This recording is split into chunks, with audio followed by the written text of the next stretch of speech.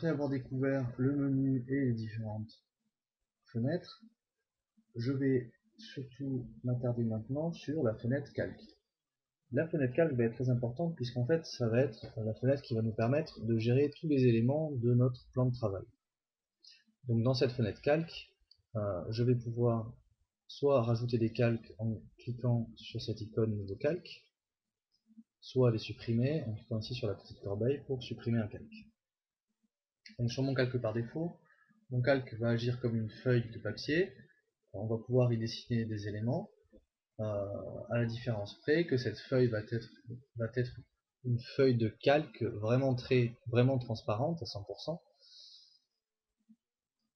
Et donc mes éléments vont pouvoir se superposer un à un, les uns sur les autres, de façon empirique, c'est-à-dire que si je crée un calque qui est ici mon calque numéro 2 et qu'il est au-dessus de mon calque numéro 1, tous les objets qui seront sur le calque numéro 1 seront cachés par le calque numéro 2. On va regarder un exemple concret. On va créer, en prenant l'outil ici rectangle, un rectangle. Si mon rectangle n'a pas de couleur et pas de contour, je viens sélectionner ici ou dans la box de couleur ici, donc on était sur kit de couleur, une couleur pour remplir mon rectangle. Donc mon rectangle est sur le calque 1. Je vais créer un autre rectangle. Je vais reprendre mon outil de sélection pour le déplacer et je vais le placer au même endroit. Je vais lui changer sa couleur. On va le mettre bleu. Étant donné qu'il est sur mon calque 1 et que je l'ai créé en deuxième, il est par défaut au-dessus de mon premier élément. Si maintenant, en restant sur le même calque, je veux placer cet objet en arrière-plan, je vais faire un clic droit, disposition, donc je vais aller dans disposition, et en arrière, ou en arrière-plan. La différence entre en arrière et en arrière-plan, c'est qu'en arrière, on ira simplement en arrière de l'objet qui se trouve derrière, et en arrière-plan, on ira en arrière de tous les objets qui peuvent se trouver derrière sur le même calque. Donc là, je vais mettre en arrière. Donc maintenant, vous voyez qu'on ne voit plus l'objet. Pourtant, si je sélectionne, ici on a bien la sélection des deux objets, puisqu'ils sont dans le même calque. Maintenant, je peux aussi venir directement sélectionner mes objets par tracé, ici. Donc je sélectionne mon deuxième objet, je viens le déplacer. Là, étant donné que j'ai sélectionné avec l'outil de sélection l'objet en premier plan, il a été resélectionné. Donc je fais un CTRL Z pour annuler ce que je viens de faire. Et je vais recommencer l'opération en cliquant ici sur activer, désactiver le verrouillage. Donc je vais verrouiller mon calque en premier plan pour pouvoir sélectionner mon tracé et le déplacer sans sélectionner mon rectangle en premier plan. Si maintenant je veux placer ce rectangle aussi en deuxième plan, mais sur un autre calque, pour pouvoir le gérer indépendamment du premier calque, je vais sélectionner mon tracé et le placer, le glisser déposer dans mon deuxième calque. Étant donné que mon deuxième calque se trouve au-dessus du premier calque, j'ai donc mon objet au-dessus du deuxième objet qui se trouve dans le premier calque. Je ne peux pas le sélectionner puisque en tant que tracé, j'ai activé le verrouillage. J'aurais pu aussi le désactiver et l'activer sur l'ensemble des éléments du calque. Donc là, pareillement, on ne va pas sélectionner les objets qui se trouvent dans le calque 1, mais on garde la disponibilité du calque 2, donc on peut travailler là-dessus. Ce qui permet aussi, si on place notre calque 2 en dessous du calque 1, de venir déplacer notre objet comme on souhaite. Et tous les objets d'ailleurs qui sont sur le calque 2. Donc maintenant, si dans ce calque 2, je place un autre rectangle que je mets d'une autre couleur, je vais pouvoir, en sélectionnant le calque 2 et en bougeant mes formes, je vais pouvoir déplacer l'ensemble de mes objets, de formes, sur mon plan de travail et derrière mon calque 1. Donc voilà comment on crée des différents plans pour pouvoir faire une composition d'image, pour créer n'importe quel décor, n'importe quel logo ou n'importe quel travail. Cela va nous permettre de gérer des différents plans sur différents projets et donc de pouvoir constituer un projet complet. Donc on pourrait créer comme ça beaucoup de calques et ajouter des éléments dans chaque calque pour pouvoir les gérer indépendamment les uns des autres. Et à l'intérieur d'un calque, on peut aussi gérer donc la façon dont dans ce calque-là, ils vont être superposés. Maintenant, si je veux supprimer des calques qui sont vides, qui ne servent à rien, je peux les sélectionner. Donc j'appuie soit sur clic gauche pour en sélectionner un, soit ici je viens cliquer sur la cible pour en sélectionner un en particulier et le supprimer s'il y a un élément à l'intérieur. Si je veux sélectionner et supprimer plusieurs calques, j'appuie sur la touche Maj et sur le dernier élément que je veux supprimer. Donc, par exemple, si je me trouve en haut sur le calque 5, si j'appuie sur Maj et que je viens cliquer sur le calque 3, les trois calques sont sélectionnés. Je peux maintenant soit décider de les supprimer, soit décider d'interagir avec les éléments qui sont à l'intérieur. En l'occurrence, ici, il n'y a aucun élément, donc je ne peux pas interagir, je vais les supprimer.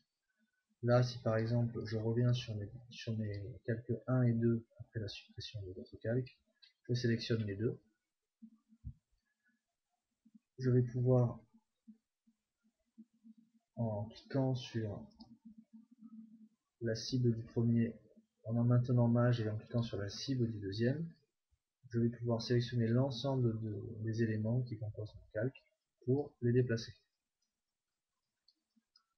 Alors, quand on a très peu d'éléments comme ici, on peut sélectionner directement avec l'outil de sélection et venir déplacer l'ensemble de nos éléments.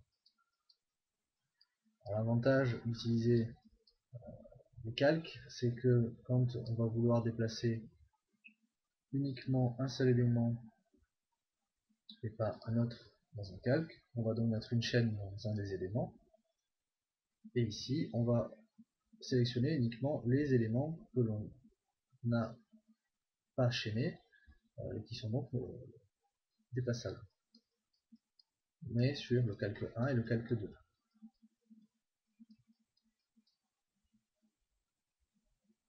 J'espère que cet exemple vous servira pour mettre en place le début de vos projets.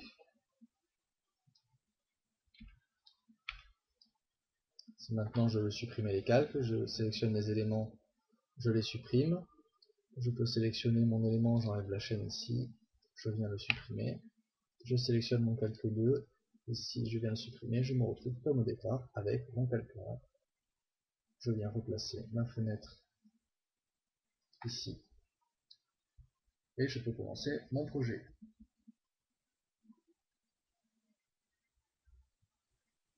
Maintenant que nous avons vu comment gérer les calques, on va pouvoir créer une forme. Donc on va commencer par créer un rectangle en utilisant ici l'outil rectangle. Donc je crée un rectangle, je le place ici. Je peux aussi m'amuser, donc toujours avec l'outil rectangle, en appuyant sur la touche Maj, à créer un carré. Je laisse appuyer sur la touche Maj et je bouge ma souris, ce qui va me permettre de créer un carré plus ou moins grand. D'ailleurs, c'est valable pour n'importe quelle forme.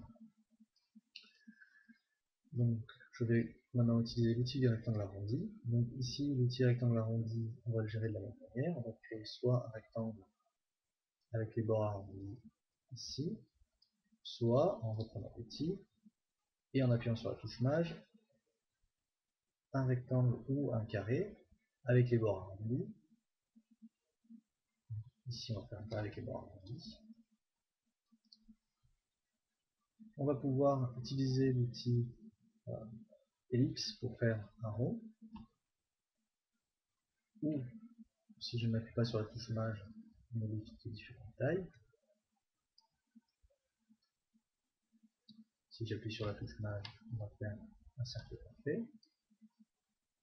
Voilà. Maintenant, si j'utilise l'outil polygone, ici on va pouvoir créer un polygone. Si j'appuie sur la touche Maj, il va simplement rester avec les faces du même côté. Voilà.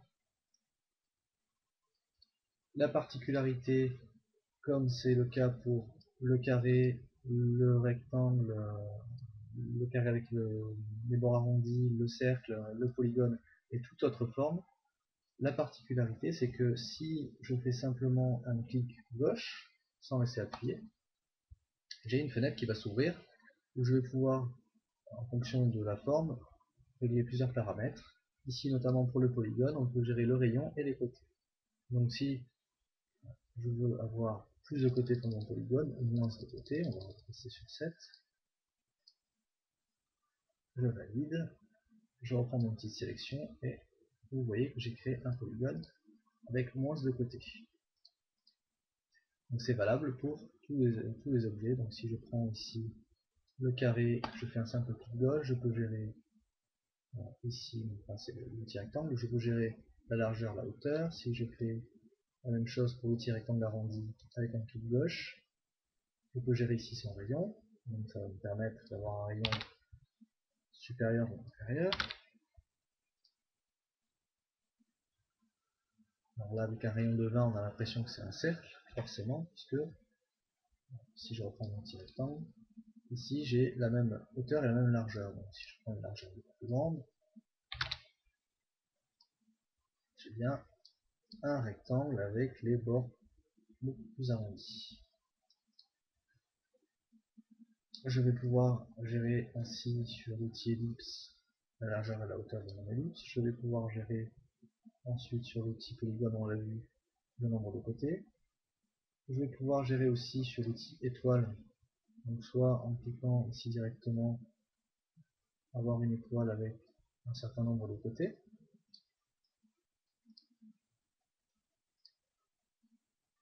Si je veux revenir avec 5 côtés, j'appuie sur 5 et j'ai une étoile avec 5 côtés. Maintenant qu'on a vu comment créer ces formes, on va simplement leur ajouter un contour.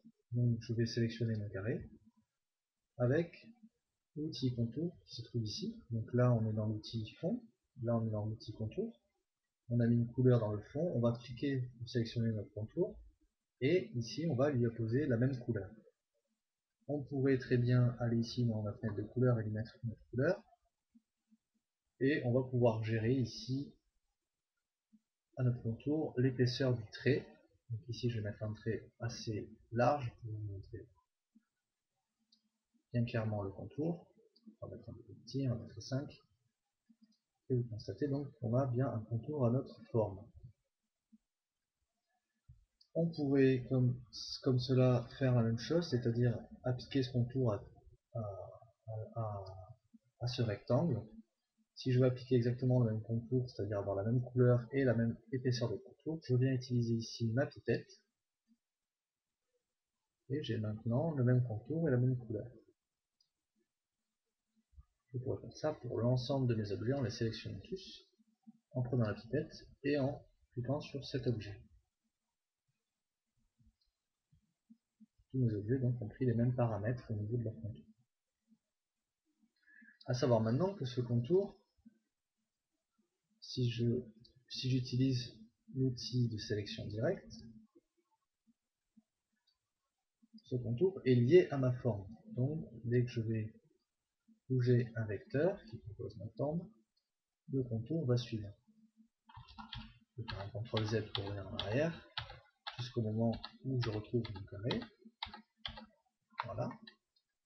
Et c'est valable pour l'ensemble des éléments ici. Si je prends l'outil de sélection directe, un peu, je peux constater que chacun de mes éléments est composé de points, qui sont donc des vecteurs, qui sont reliés les uns aux autres par des lignes ou des courbes.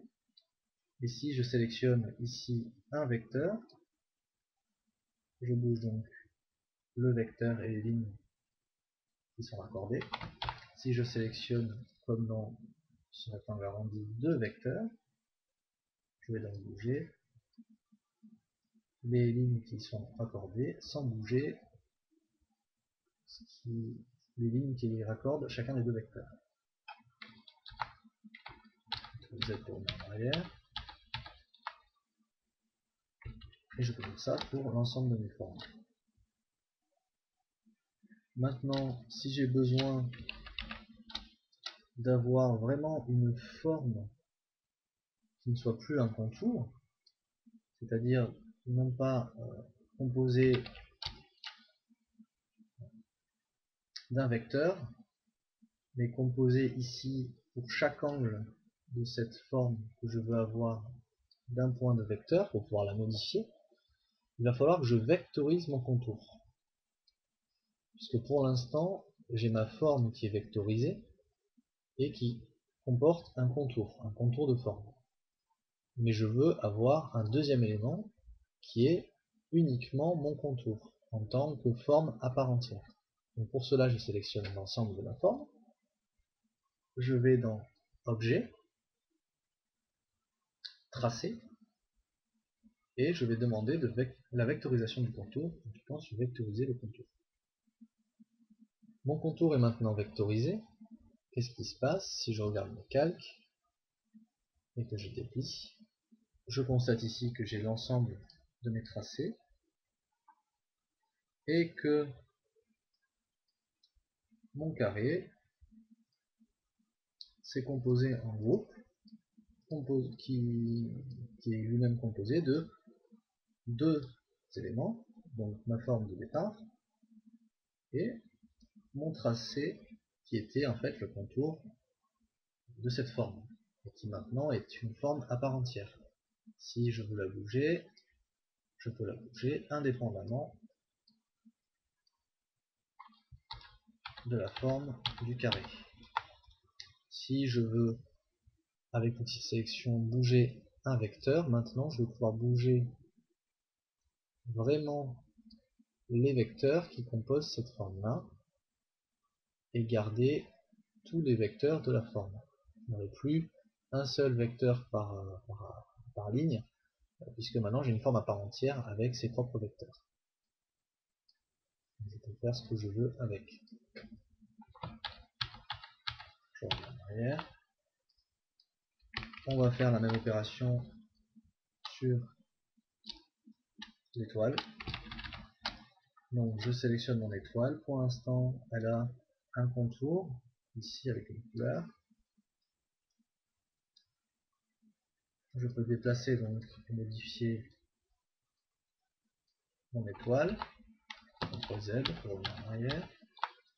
Je peux décider en sélectionnant ma forme de changer la couleur de mon contour, soit en passant en double-cliquant sur la couleur du contour. Donc ici je vais changer la couleur, c'est en rouge, ok.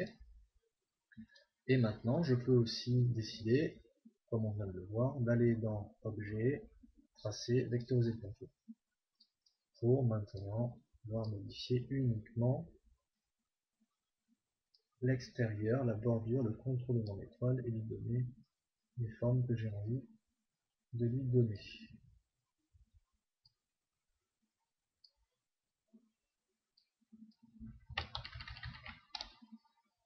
Je reprends ma commande de calque, je la replace où elle était, je ferme le calque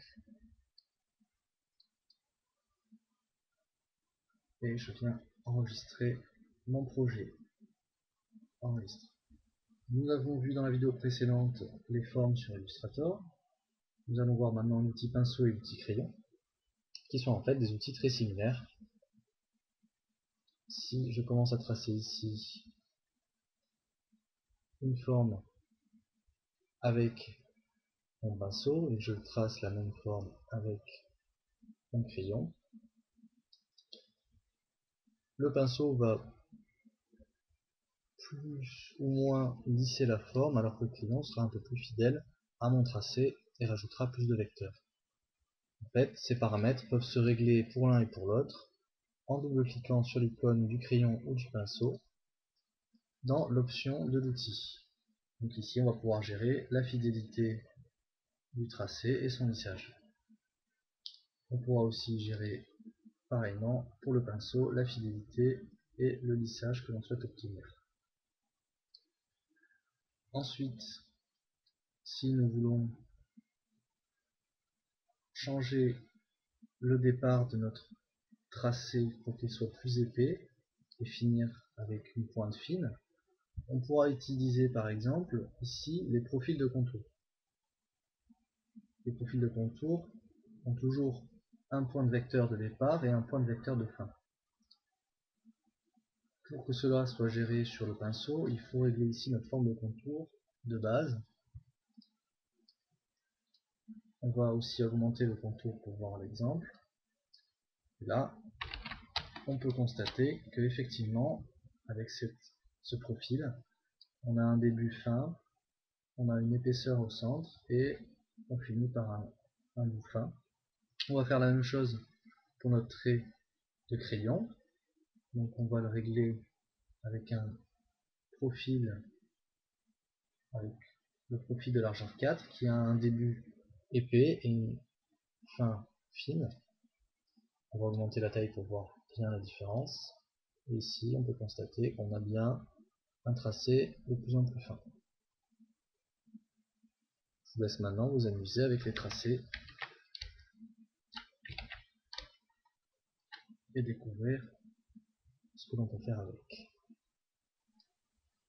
Là, nous allons voir l'utilisation de l'outil Plume, qui est l'outil le plus utilisé, je pense, sur Illustrator, et qui est un outil très important, dont vous allez vous servir très certainement très souvent.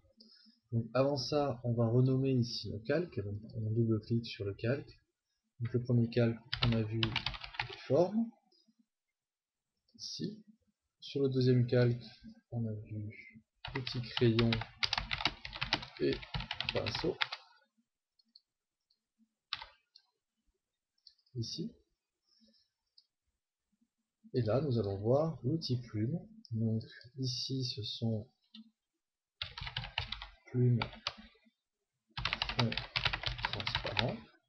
Donc ici, en fait, j'ai ajouté à mon calque par la fenêtre transparence une opacité au calque. Et donc si je sélectionne ici l'aspect de mon calque, je vois que la transparence est à 50%.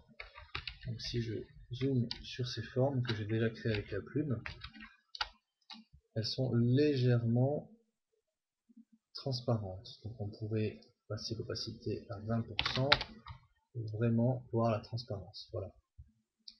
Je vais créer un nouveau calque. Tracé plume. Voilà. Je vais mettre plume au singulier puisqu'il y a plume, mais plusieurs utilisations.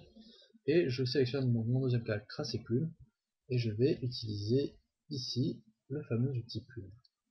Cet outil plume est composé ici de 4 outils. Donc il y a l'outil plume, la possibilité d'ajouter à nos tracés des points d'ancrage, de supprimer des points d'ancrage, et la conversion de points d'ancrage pour qu'ils soient convertis en angle et non plus en courbe. Donc je prends mon outil plume, et ce que je vais faire ici, avant tout, là vous voyez si je passe ma plume, on a une interaction sur le point d'ancrage avec un petit moins qui apparaît, parce que on n'a pas le calque inférieur qui est protégé avec un verrouillage. Donc on peut intervenir dessus. À savoir que ici, si je clique sur le petit moins, je reviens sur le calque de ce tracé à la plume, et je viens me reconnecter avec ma plume à ce point-là pour continuer ici un travail de plume en faisant des clics gauche. Donc, je vais faire un CTRL-7 pour revenir en arrière. Donc ce que je veux moi c'est verrouiller ce calque pour pas interférer avec ce qui a déjà été tracé, reprendre mon calque pour tracer avec la plume, je reprends mon outil plume et je vais donc réaliser ce même tracé. Donc ce tracé là, pour que les lignes soient parfaitement droites, ce qu'il va falloir faire c'est cliquer ici pour le premier point d'ancrage et venir cliquer le deuxième point d'ancrage avec la touche mage enfoncée. La touche mage va nous permettre de travailler sur des angles droits ou des angles à 45 degrés. Et donc ici, venir tracer toutes sortes d'angles, droit ou à 45 degrés, où on le souhaite. Donc ici j'ai fait à 45 ou à 90 degrés, pardon. Donc ici j'ai fait mon premier tracé, voici mon deuxième tracé 90. Un troisième tracé, toujours avec la touche mage enfoncée, quatrième et cinquième. Donc voilà pour la première forme qui vient d'être créée. Je peux zoomer un petit peu, si je vois ici que mon point n'est pas tout à fait au bon endroit, je peux utiliser l'outil sélection directe, prendre le vecteur en question, maintenir la touche mage pour toujours garder la rectiligne,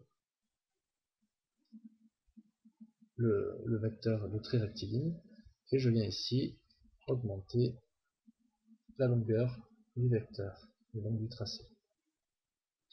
Alors je pourrais vraiment zoomer et faire quelque chose d'encore plus propre si je venais récupérer mon tracé, donc j'appuie sur mage, je viens vraiment replacer là où il faut, ici aussi, je viens prendre ces deux là en même temps, je sélectionne tous les deux, j'appuie d'abord, je tiens mage pour garder la rectiligne, je descends légèrement, voilà, et je vais vraiment me caler exactement pareillement avec ces éléments là. Je sélectionne les deux, je laisse appuyer, j'appuie sur mage, je sélectionne ces deux, je laisse appuyer, j'appuie sur mage et je vais vraiment me positionner exactement comme sur mon dessin.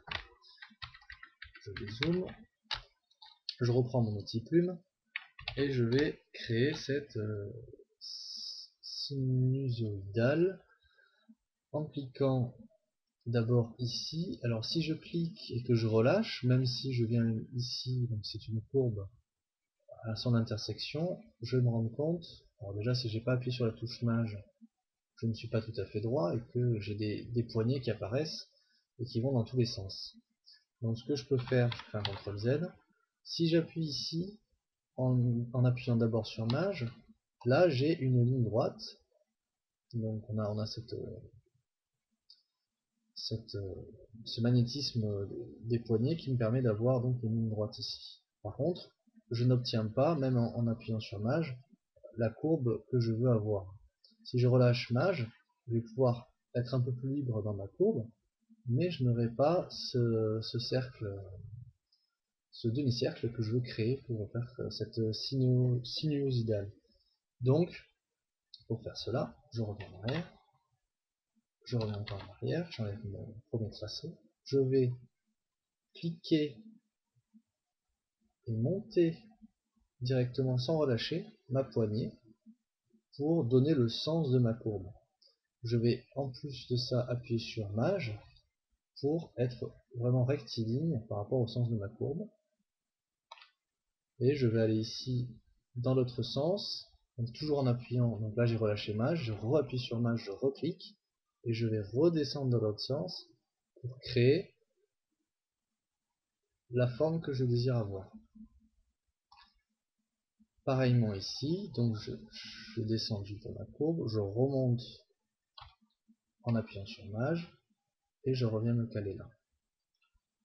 Maintenant, si ici j'ai fait une petite erreur par rapport à la première poignée, je reprends avec l'outil sélection directe mon premier vecteur, je reprends la première poignée, j'appuie sur mage et je reviens monter pour peaufiner ma courbe.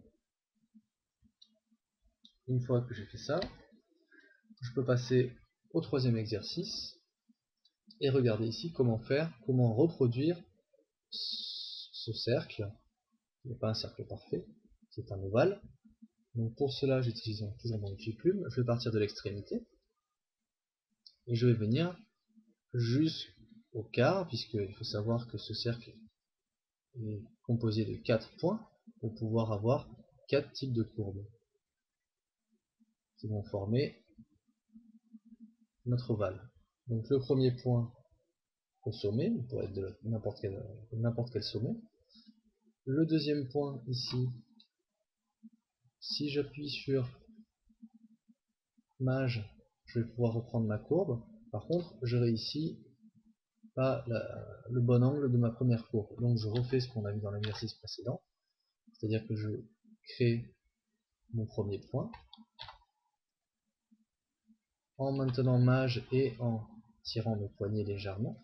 Puis je vais créer ici, je relâche, je vais créer mon deuxième point et tirer ma poignée légèrement avec mage toujours.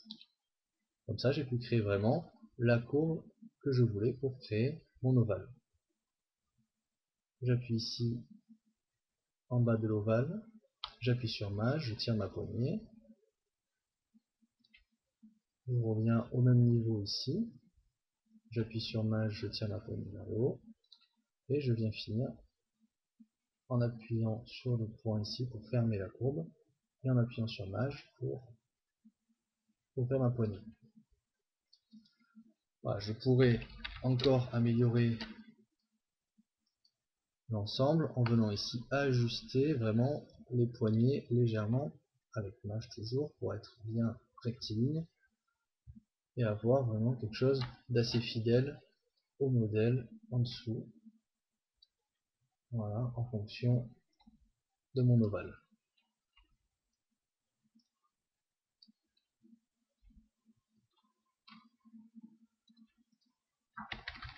Une fois que j'ai créé cet ovale, je vais essayer de faire autre chose. C'est utiliser à la fois une courbe, puis casser un angle, casser une courbe pour faire un angle, ou casser un angle pour faire une courbe. Donc ici je pars de ce point, j'appuie sur mage, donc là je crée un angle droit. Si je viens ici sans appuyer sur mage, je vais pouvoir recréer cette courbe. Je relâche. Par contre, si je viens ici pour appuyer, étant donné que j'ai fait une courbe auparavant, il va me créer une courbe automatiquement. Donc je fais un CTRL Z. Si je veux éviter qu'il me crée une courbe automatiquement, je peux constater ici qu'il y a l'outil conversion de point d'ancrage qui s'active à titre informatif quand on appuie sur le petit vecteur du bout de ma courbe. Donc là, comme j'ai changé d'outil, on a une autre icône qui s'affiche. On va cliquer dessus. Donc là, j'ai bien maintenant mon outil de conversion qui se réactive. Ce qui va me permettre de venir cliquer là pour avoir un angle droit et non plus une courbe comme j'avais précédemment. Maintenant, si je veux créer ici cette vague, je vais donc utiliser toujours mon outil plume. Je vais cliquer sur le premier point et aller sur le deuxième point. Ici, si je fais cela comme ça, on n'arrivera pas à avoir notre double vague parfaitement lisse. Pour cela, on va réutiliser le système des poignées. On va en arrière, on va descendre légèrement, on va revenir sur notre point, et ici on va remonter légèrement.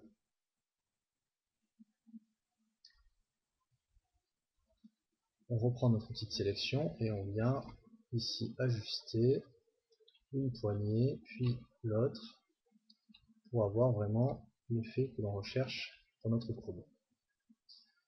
On reprend notre outil plume, on revient au point où on était, donc on raccorde notre outil plume à notre tracé, et on continue de la même manière. Donc là on a vu que le premier tracé était à ce niveau là, donc ici je viens descendre ma poignée au même niveau, et le deuxième tracé était remonté à ce niveau là, donc je reprends ici mon deuxième tracé que je vais remonter en sens inverse au même niveau.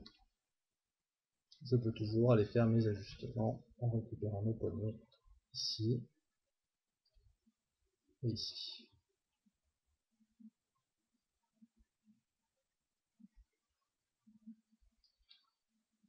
Voilà.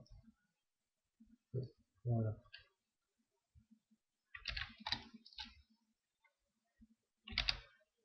Alors ici je remarque que mon point est légèrement décalé. Voilà. Donc je le déplace avec toujours mon outil sélection, je reprends ma poignée, j'utilise ma petite image et je viens ajuster ça pour que ce soit à peu près comme il faut ou exactement comme il faut en fonction de résultat que je veux obtenir. Donc ici, si je vois que en utilisant la touche Maj, je n'ai pas vraiment la courbe que je veux, je peux un peu libérer ma touche, revenir légèrement dans un sens ou dans l'autre pour avoir une courbe comme je la désire. Donc ensuite, je reprends mon outil plume, je reprends ce point, je vais retracer ici la poignée, pareil ici, je vais reprendre la poignée, et je vais terminer ma petite vague. Et maintenant, pour finir, pour changer un petit peu notre angle, et lui donner une courbe, mais avec une extrémité droite et une fin droite, je vais utiliser donc ma plume, et je vais tirer directement ma poignée. Je vais ensuite appuyer à l'extrémité, et je vais aussi tirer ma poignée jusqu'à obtenir l'angle que je désire obtenir. Je pourrais ajuster ça en tirant ici les poignées comme je veux, d'un côté ou de l'autre.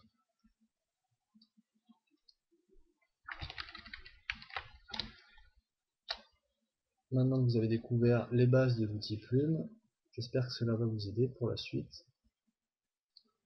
Nous passons à la suite des opérations.